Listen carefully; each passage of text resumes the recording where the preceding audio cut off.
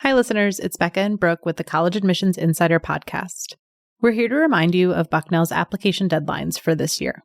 For incoming first-year students, our Early Decision 1 deadline is November 1st. And for Early Decision 2 and Regular Decision applicants, our deadline is January 10th. We can't wait to meet you through your application.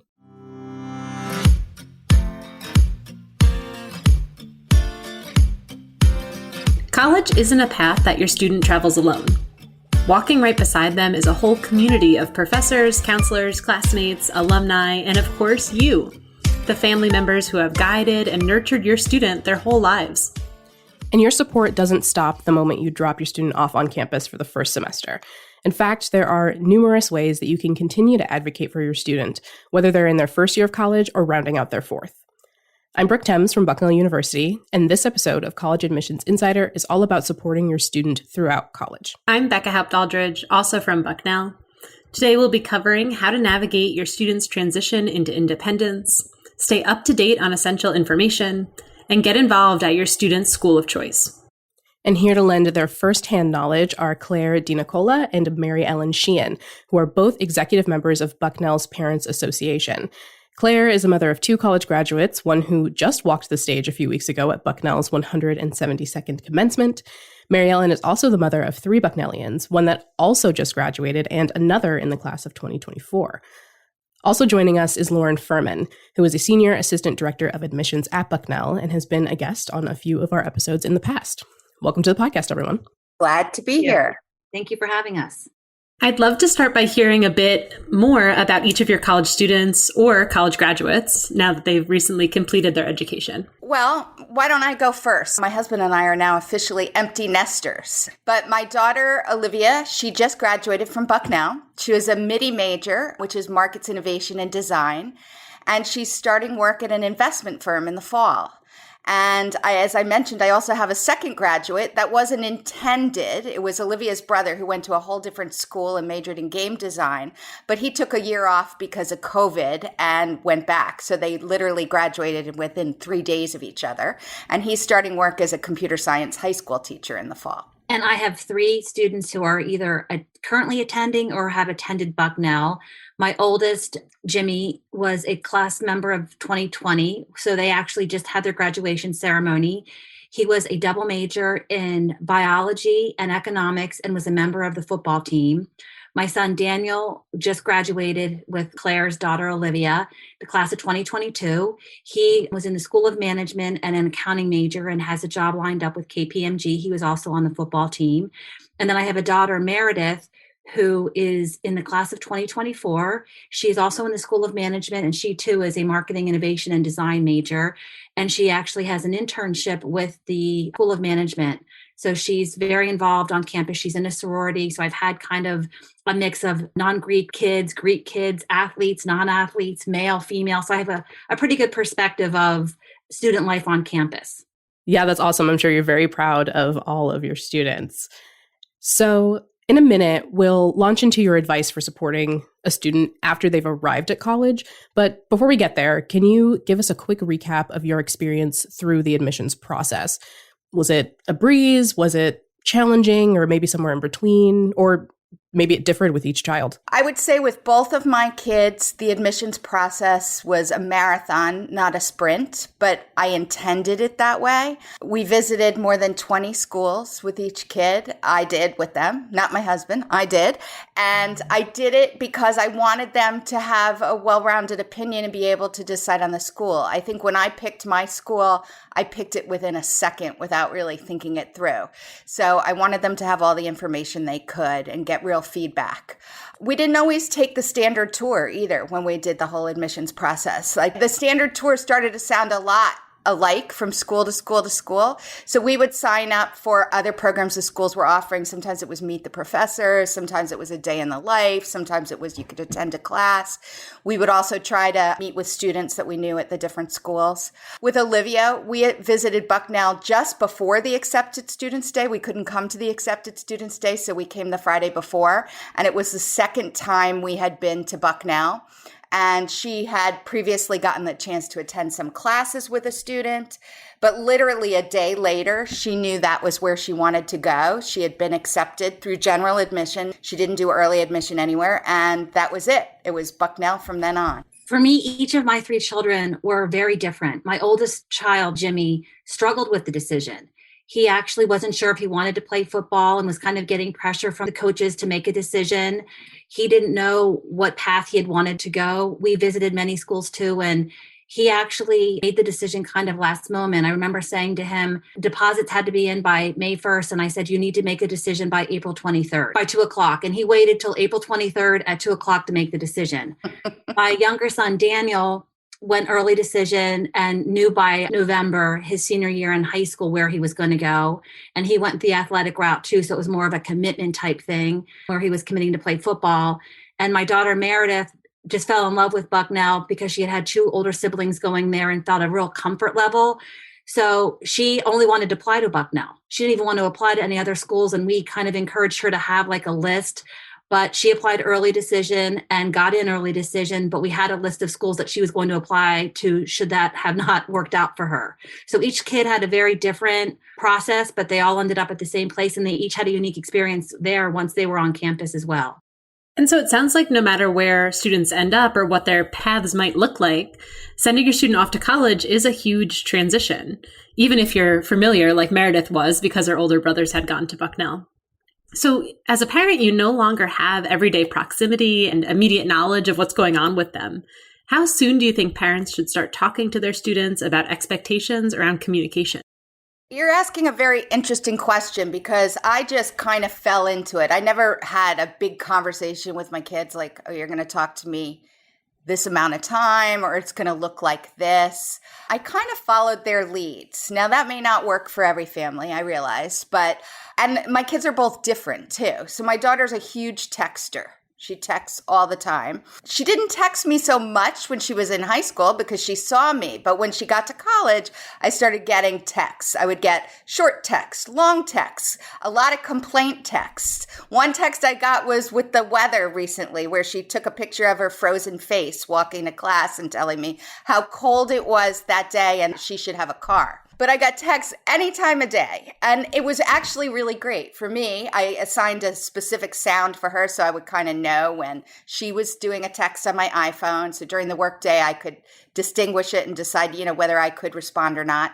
And then added to that, my husband and I would try to call her or talk live maybe 2 times a week. We're not big video folks, so that we were just doing the voice calling. The other thing I thought about is Bucknell, it was 3.5 hours from our house. So we'd visit on the regular times, like Parents' Weekend. I know we're going to talk about the Parents' Board meetings, so we would go for those weekends. But I also used to pick up and drop off my daughter at all the various times that she was coming home. And I really enjoyed those drives because those were times when she'd be right out of class or finished with her testing or something, and she would talk to me the whole way. I remember when she was a freshman and I was picking her up after finals, and Maryellen, you'll appreciate this because we went to Hershey. I figured she's getting out so late, we did a night at Hershey at the Hershey Hotel. And so I just picked her up, we drove to the Hershey Hotel, and it was just kind of a little celebration. So really following their leads and figuring out the communication worked for me. Now, my son was totally different at school, and I had to plan it out more because he's not a texter. You ask him the question, you get the answer to the question you asked. So with him, I had to be much more specific, but he was a lot closer. He was only an hour away. And so we would plan to go have dinners with him and other things like that. Yeah, it's really interesting that you had 2 different experiences and that the student who was closer actually ended up being the one that you spoke to less. So that's really funny. And so when it comes to, setting those boundaries or perimeters or figuring out how communication is going to work, Maryellen, could you talk a little bit about your experience there and making room for your student in that conversation? Obviously, parents are invested in their child's well-being, but students should also have a say in what works for them as they branch off on their own, right? Sure. Yeah. My boys basically had to arrive to campus early because of the NCAA guidelines. So they arrived to campus in early August, and they basically had 15-hour days preparing, and training for football. So the communication from them was at a minimum at the beginning. So I let them lead the pace. When they could communicate, they did. just would touch base with them. The coach was very good about communicating to the parents what was going on, especially for those of us who are first-time parents dropping their kids off. It's kind of an emotional time. So I remember receiving an email from him saying, your babies are okay. And it was like one of the most heartwarming things. It still touches me to this day, and I let him know that. Meredith arrived on campus with COVID. Full on. So it was a very different experience for her because, everyone's in face masks and you couldn't communicate. But I let her kind of lead the pace too. She's a FaceTimer. So, it was just a challenge for her to meet people initially, but she did, and just kind of navigate that whole process. And not only did she have the transition of acclimating to college life, but she had the challenge of acclimating to college life during a pandemic. So I just kind of let her lead the pace and just supported her as much as I could if she needed anything, tried to be supportive of her, but it all worked out and she's very, very happy. So it was all good. But my advice is just like Claire's, is kind of let them lead the pace. And it's hard initially because you want to touch base with them and you want to communicate with them. But I tried not to smother. I wanted them to kind of feel like they were on their own. I feel like there's two gifts we give our kids. One is wings and the other is roots. And I was trying to give them wings. Oh, I love that. That's such a great takeaway, Maryellen. And so speaking of boundaries, perhaps one of the biggest challenges parents will experience is having less of an idea about how their student is performing academically. There are no report cards sent home anymore. In fact, college students have the option to make their educational records private from their families. Lauren, can you talk us through exactly what that means? Yeah, so the big change is who has the rights to the student's education record. All schools at all levels that receive funding from the Department of Education must adhere to something called FERPA. It's the Family Educational Rights and Privacy Act, FERPA.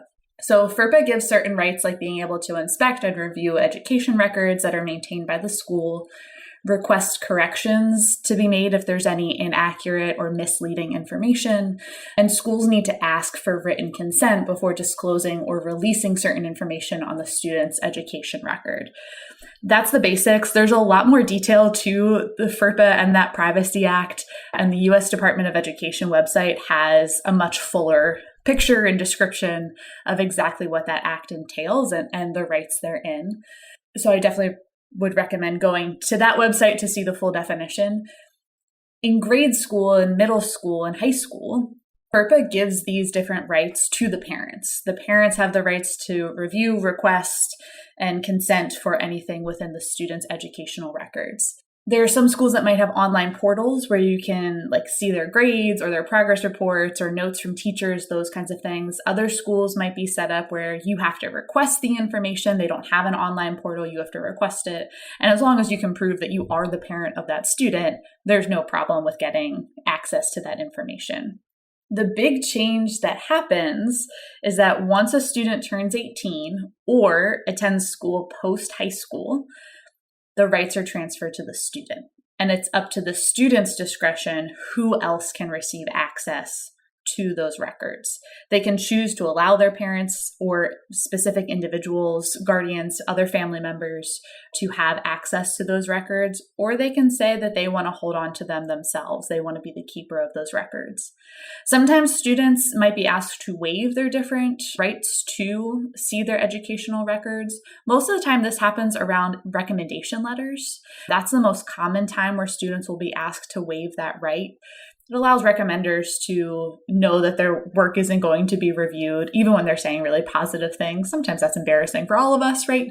But it allows in the admissions process to also know that the recommendation wasn't edited by the student or their family, that it's the recommender's full picture. So that's just one example of when a student might be asked to waive that right. At some point, once your student turns 18 or is going to another level of education, they will be asked to make a decision on what happens with their FERPA rights, if they want to add somebody else or not. When that happens will depend on the school. Typically, it's going to happen maybe around enrollment or course registration. Somewhere in that onboarding process to become a student at that school is when that will be asked. And whether it's a one-time thing or if it's a yearly thing, again, that could vary depending on the school. Wow. So it's a lot of information you just gave us about just that one, decision to disclose your educational records or not. And I imagine it can be a big conversation for families, not just the records part of it, but also just being in communication about academic progress. So, Maryellen, how did you navigate getting updates on your students' academic performance and progress? Well, interestingly enough, the boys both had, because they were in sport, they had to provide weekly academic updates to their coaches. So there was a lot of time management that went along with the academic process. Their academics were very important in their athletic world. So they had mandatory study halls. They had to give grade reports weekly to their coaches. So if their grades fell below a certain threshold, I don't know what that was, then, they were kind of put on academic notice within the team. Like they'd have to increase their study hours, or they had to get tutoring. They were given very strict instructions by their coach. They had to go at the beginning of the semester, the first class, and personally introduce themselves to the professor, sit in the first row. Like they were given instructions. If they had an away game, there was a protocol for letting the professors know that they weren't going to be there. So I felt like there was a process outlined by the coach that kind of taught them how to interact and what the expectations were.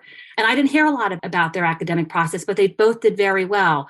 Once you maintained a certain GPA, you didn't have to go to the mandatory study hall. So there was a process in place to help them with their time management.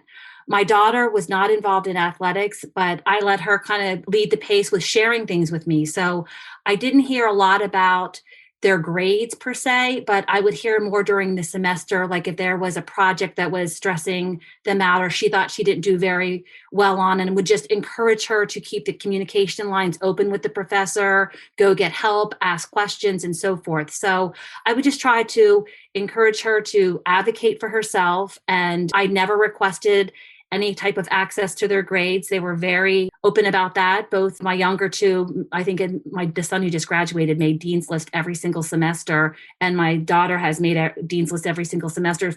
So for me, grades weren't really a concern. They kind of put that pressure on themselves. But so just to kind of recap, I would just let them set the pace, and it worked very well for our family. How should parents go about evaluating this option with their students? What questions would be good to ask? And how can parents ensure that the conversation is constructive instead of stressful? That's really hard to say because so much is going to depend on the relationship between the student and the parents or family members, and also the way the student operates, right? Maryellen has shared that her students had a system in place and were on top of their grades, and were students who going into it kind of knew what they needed to do to get things done. There are other students who maybe aren't as on top of what's happening throughout their semester, who maybe feel more stressed talking about grades, or who are really excited to talk about their grades and want to ask about it a lot. So some of it is going to be deciding what is the need for knowing the academic information, what are your expectations as a parent, and why do you have those, and how do you convey that to your student? How does your student operate? Are they somebody who checks their grades throughout the semester and makes a note if something needs to change? Or are they somebody who's surprised at the end of the semester as to what their grade is and had no concept of where it was going to be? Most students are probably somewhere in between there, right? Not checking every day, but also not waiting until the end of the semester to know. Schools will also have fail-safes in place to catch students if they are starting to slide too far past being able to come back. So that's the nice part about the system as well, is that they're not totally letting them fall under the radar. What are the benefits of you being able to see, request, talk to administrators about your student's academic record? What might be the drawbacks? And also, how will you help your student be their own advocate in their education if there's an issue or concern? Are they somebody who needs an extra set of ears and an extra voice to get them into that dean's office to ask questions about what they can do? Or do they just need your support and then they're willing to walk in on their own? So a lot of it comes back to having smaller conversations more often about expectations. What's important for you to know, what's important for your student to know, and how do you share that information together? Needless to say, staying informed on your students' experience is important, but that's not confined to the classroom. There's so much going on a college campus.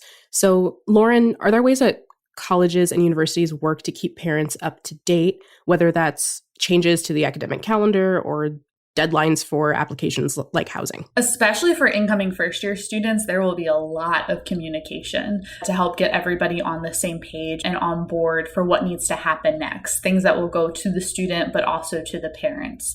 So for example, at Bucknell, we do monthly newsletters that are subject line, important information for a class of. And then there's a separate one that's almost identical that goes to the parents and family members that the students have indicated to have the same information, where to find deadlines, where to find different information and things that are coming up. Other ways that families can stay on top of different pieces would be to make sure their university has the most up-to-date contact information. If there are really important messages that need to be shared, those will go out as listserv emails. So we've had ones that have come from the dean of students or from the president of the university or from Bursar. So there are listservs where information will be shared if there's big deadlines coming up or big changes, or just end of semester kind of wrap-up information. You can also stay on top of the institution's social media information. They'll be sure to make any big announcements that way as well. There might be a Facebook page, whether it's official or unofficial, for parents of different class years or just of the university. That's a great place to crowdsource some information. Although if it's unofficial, definitely take it with a grain of salt and do some of your own follow-up information. You could also find out what their parent and family associations are like. Are you able to volunteer that way, or do they send out a separate newsletter of information that's good for you to keep up on? If there are things that universities know parents are going to be involved in or need help getting students to complete in order to have them enrolled for the next year, I promise you they will find a way to be in touch with you. If there's information you need to know, it'll just be a matter of figuring out how it's set up at that university. So those are always good questions to ask during orientation programs to find out what is the best way for me to stay up to date with what's happening here. And Claire, I'm curious from your specific experience, what are some resources or opportunities that have helped you stay informed as a parent throughout your students' journey at Bucknell? So I have to say, all of the things that Lauren talked about, they were great for me and us. Certainly thinking back to freshman year and getting all that information, it is a whole new world for you, right? So really being able to dig into that. The social media has been phenomenal. I follow all the Bucknell official accounts and recently in the unofficial group, but you get a lot of information that way. But just starting your own child can be a great resource, right? We started talking about the communication and getting all that communication back. So I just love talking specifics with my daughter about what classes she was taking, what she was learning, what her assignments were. Sometimes she would gauge me on a brainstorm. Hey, we have to name this, do you think this is a good name or something? And that really kind of engaged me in what she was learning about. I kind of loved that, what she thought about her professors. I am kind of known for it. I'm big on asking lots of questions. I get too many questions sometimes, but this would really help to be able to talk on a detailed level. I also loved being a member of the Parents Board, and I know we're going to talk about that, but it was a real opportunity for me to hear what's going on at Bucknell from the university. And often I learned about stuff my daughter didn't even know about herself and would be able to say, hey, have you checked out this activity or this club? So that was kind of fun. Yeah, those all sound like really great ways to stay connected, especially the Parents Association, which both Claire and Lauren previewed a little bit. And so both Claire and Maryellen are executive board members of the Bucknell Parents Association, which is an organization that all parents of Bucknell students automatically join when they send their students to Bucknell. And so, Maryellen, can you tell us a little bit more about the association, what its goals are, and why you chose to be more involved? I think that the transparency and the communication from the top administration down is key there. And one of the things, for all parents, whether you're on the Parents Association board or not, if John Brovman, the president, or Amy Bedell, the dean of students, sends an email to the students about anything, it could be about, there was a lot of communication going on during COVID. They would send the email to the students, and then President Brovman would send an email to the parents and say, I just communicated this to your students. So we were kept in the loop regarding communications very well by the top administrators, in my opinion. I just felt that I love the communication, I love the openness, I love the transparency. And I remember reading, I think in one of the parent newsletters that was emailed about the opportunity to join the parent board. So I'm a member of the parent board, as is Claire. There's signature initiatives that the parent board basically has that includes admissions, career, diversity, and inclusion, outreach, and philanthropy. And I specifically are most involved with admissions and outreach. And I love hearing about the admissions process. I think it's so fascinating. I would just love to be a fly on the wall just to hear the process. I think it's very important to make people feel welcome, make parents feel welcome. So one of the things we do in the outreach program is we actually do phone calls to parents and say, welcome to the Bucknell family. This is before their first year student arrives. Do you have any questions? Can we answer anything for you? So I just think it's a great way to meet people, to stay involved. During the parent meetings, they do a great job. The parent board meetings, they do a great job of bringing administrators in. Kevin Mathis, the director of admissions, or Amy Bedell, the dean of students, just to give us updates on what's going on campus, what are the issues at hand, how can we as parents support the administration. So it's just a great way to be involved. And I've really enjoyed learning more about Bucknell. I've enjoyed interacting with the other parents. When I first joined, I believe there was about 80 parents from all over the nation, as well as I think there are some parents involved who are abroad. So it's just a great way to get your hand in and be a little bit more involved at a deeper level, which I really enjoy.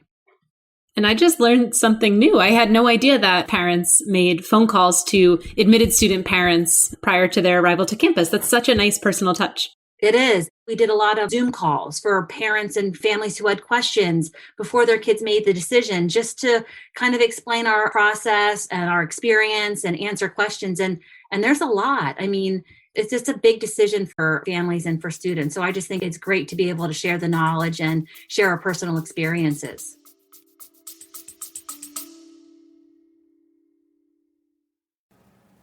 Hi listeners, I'm Mia Mesger, an admissions ambassador at Bucknell University. The only thing better than listening to the Admissions Insider podcast is visiting our campus in person. With campus visits offered 6 days a week, nearly all year round, there are plenty of opportunities to tour campus, attend a preview session, or even sit in on a real class. To schedule your visit today, head to bucknell.edu/plan-a-visit, and hopefully I'll see you on one of my tours soon.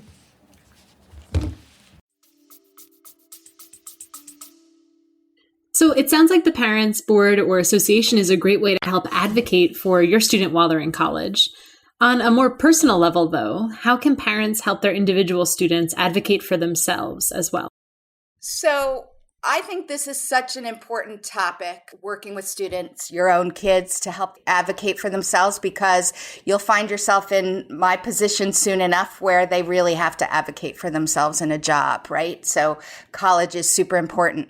With my daughter, we learned this lesson back in high school. I remember distinctly, it might have been her freshman or sophomore year, when she was very upset with the math program, came home and had me write a note to the school administration, and the school administration immediately sent me a note back saying, we don't want to hear from you. Keep your opinions to yourself. We want to hear from your daughter. So she was kind of taught that early, that if it was going to be something, she would have to do it. But that doesn't mean she couldn't transition my role, or I couldn't transition my role into sort of a player coach, more of a coach, right? I'm not going to be the advocate, but I could tell her, here's how I might handle it, or here are the things you could do. My son's a little different, and I'll talk about him, even though he didn't go to Bucknell, because I think his experience is also valid. He's much more quiet, not a person to draw attention to himself or advocate for himself, frankly. And even as this year, I sort of had to be a little more direct with him about that coach role and say, go meet with the professor. He was working on a big project for his major. Go meet with the professor during office hours and get feedback. And that was a professor who wasn't giving a lot of feedback. So I said, if this is your only route to do it, figure out how to communicate with him and get feedback. So it was really important to establish that dialogue. Each professor, each club, each activity is going to be different in providing the feedback. And you have to work with your students to maybe guide them and be as helpful as you can, but have them in every instance advocate for themselves. Yeah, I love that player coach analogy. I think that's really great. Like you mentioned, Claire, college is a really formative time when students have opportunities to sharpen their self-advocacy skills and exercise more agency. And so let's end with some advice from all of you on how parents can, really start to take a step back and let their students grow into this new phase in their life. I think that the best advice I can say is it will all work out. And, when you're dropping your student off on campus for the first time, if there's something that they forget, guess what? Mail it to them from Amazon. The mail, I don't know if it's the mail house or the mail department there. They're phenomenal about receiving packages. I've mailed everything from letters to basically pieces of furniture, recliners or futons for the kids' apartments. And they notify that the kids that they've received a package. So, it can be there in 2 days. If they need something, they can get it quite easily. One of the other things that I think I remember hearing when I took my first son on an official tour the summer going into his senior year was that Bucknell is an atmosphere that's not competitive amongst their peers. So there's not a competitive feeling where you're trying to outdo your peers and your fellow classmates. It's an atmosphere of support.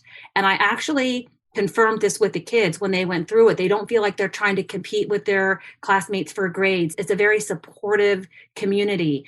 And I would encourage my kids to then go to their classmates and their friends in classes and just talk things out, go to the professor, advocate for yourself. So I think there's a huge support system on campus with the kids in their own class. And during graduation 2 weeks ago, one of the professors, who I don't know, was speaking. He was talking to the graduates. There was 900 kids sitting there. A kid yelled something out.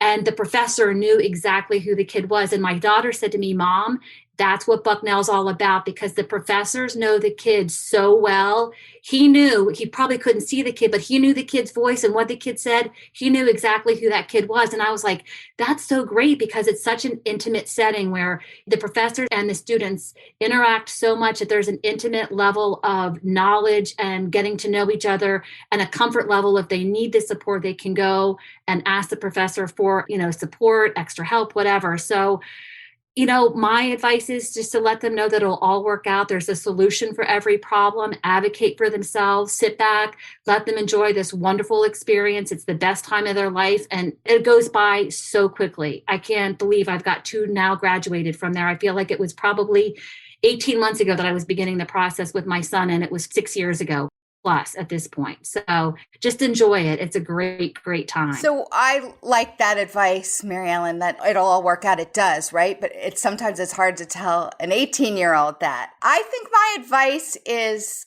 get involved in something. It doesn't have to be involved in everything, but I think it's so important. It's easier for some than others, right? My daughter is the kind that she'll take one of everything on the menu. She'll get involved with every single activity and then run out of time. So with her, I had to kind of, talk through what was really working for her and what wasn't. But I know there are kids that struggle to get involved or try to pick the right thing, but get involved in something. It can be anything. Bucknell has so many choices of things. But I will tell you, I saw huge changes in my daughter from when we dropped her off as a freshman. Dropped her off, she was this kid. And then I was observing her 6 months later. She had become a tour guide. And I think that really helped with her confidence and confidence in talking to adults, in addition to the classes and everything else. But I really saw a huge impact on her growth in just those 6 months of observing her. And as a parent, I think it's important for us all to be there as a sounding board. As I said, she joined a bunch of things. Some of the things didn't work out. She ran for a big position in student government and didn't get it. So a big loss. And so being there to be able to talk about something that's not a win, it's not a gain, but how do you channel your energies into something else? It all worked out, Maryellen. It all worked out for her in the end. So I think that's important. The parents should be a sounding board, but try to help the students, encourage them to get involved in something, because they'll also, if they're not meeting people, they'll meet more people that way and more people who have similar interests. I want to pick up on something that Claire said, and seeing those huge changes in her daughter over just a 6-month time period. I can imagine that being the most shocking part of the college experience is, as your student is in this really formative time of their life, academically, socially, emotionally, mentally, that there are going to be big changes that happen, and maybe you don't recognize them immediately. So just as they have to adjust to a new phase of life and a new way of doing things, families are going to have to adjust to that changing dynamic as well. So I think having patience and giving yourselves grace in this process and being open to asking questions, and know that things are going to change rapidly over the next 4 years, and they might swing back and forth as well. But that at the end of it, if you believe in your student and are there as a sounding board, as an advocate, as a question asker, you're going to be in a really great position in 4 years to watch them cross that graduation stage and get ready and feel that they're ready for that next phase of their life as well. There have been just so many nuggets of wisdom woven throughout this entire episode. Our listeners are so lucky to have Lauren, Clare, and Maryellen to join us today and hear from all of their bits and pieces that just go to show how important families and parents are in a student's college search process. Thank you for being here. You're welcome. Thanks for having me. Yes, thank you. It's been a real fun time with you guys. Thanks. And thanks to everyone out there for listening. If you're a fan of the podcast, please take a moment to rate, subscribe, and share this episode with the parents and families in your life. We'll be back with another new episode in 2 weeks. In the meantime, send your questions, comments, and episode ideas to podcast@bucknell.edu. We read every note that arrives in our inbox. And finally, you're invited to follow Bucknell on your favorite social media apps. Just look for @BucknellU on Instagram, Facebook, Twitter, YouTube, and TikTok. You can also follow our student-run Instagram account, which is @IamRayBucknell. Until next time, keep reaching for your dreams and your dream school.